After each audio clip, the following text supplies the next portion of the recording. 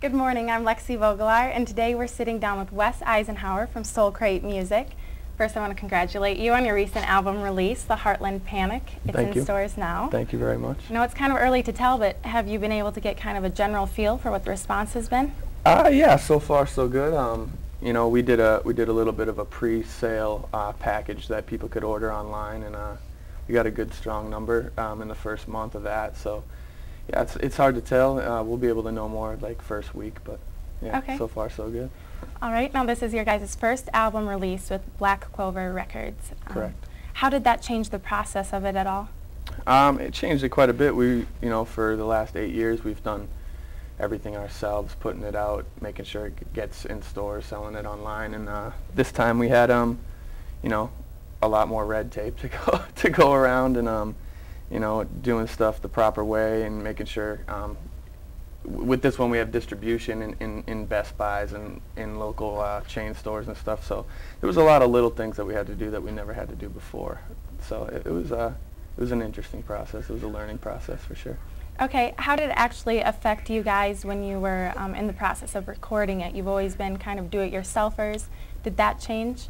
Not so much. That's one thing that I'm really happy about, is we still had full control over everything on the creative end of it. You know, we would demo songs and send them to the label and get their feelings on them and feedback. But for the most part, it didn't really change much, other than instead of going elsewhere to record, we just invested into our own studio a little more and spent a little more money and tried to you know, elaborate on the sound a little bit. But for the most part, we had complete control.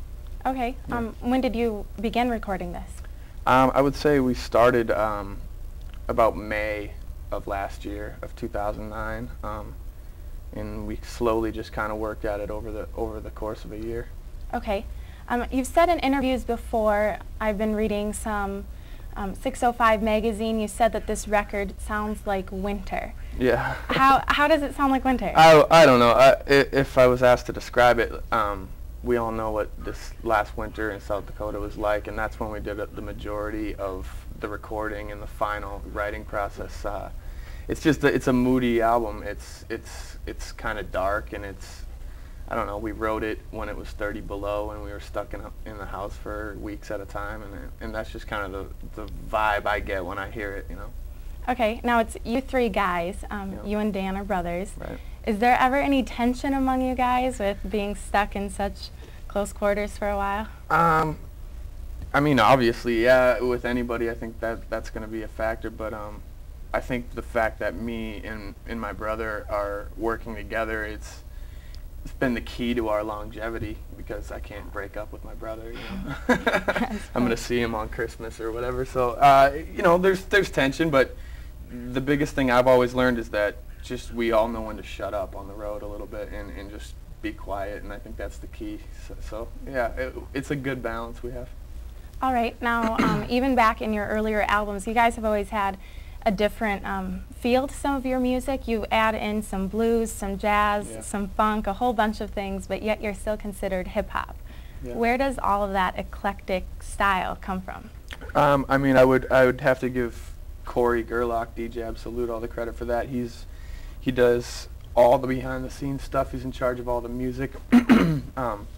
We're a very sample-based group. Most of the music comes from sampling old records. So that's why we have such an array of different sounds, because we pick and choose from different genres of music. You know, I give it all to Corey. He's the man behind all that, so it's his sound that we kind of pick what we like and go with, you know. Okay, now as far as your lyrics goes, you have a lot of fans here in Sioux Falls that can relate to your lyrics. Knowing that this album was going to be promoted across a larger audience, did you tweak your lyrics at all? No, not really. You know, we tried to write more complete songs and be more fluid and actually write a record that flows from front to back, but there's never a point in the process where I was like, I wonder, you know, I didn't adjust anything to cater to anyone. It was we made the record that we wanted to make. So. All right, and now you've got a tour coming up too. Yep. Yep. All right. Well, good luck with that. Thank you for joining us today. Thank you for having me. You can get your copy of Soulcrate's album, The Heartland Panic, in Best Buy locally here and nationwide. Correct. Nationwide. So pick that up and tune in next week for another edition of USF CrossTalk.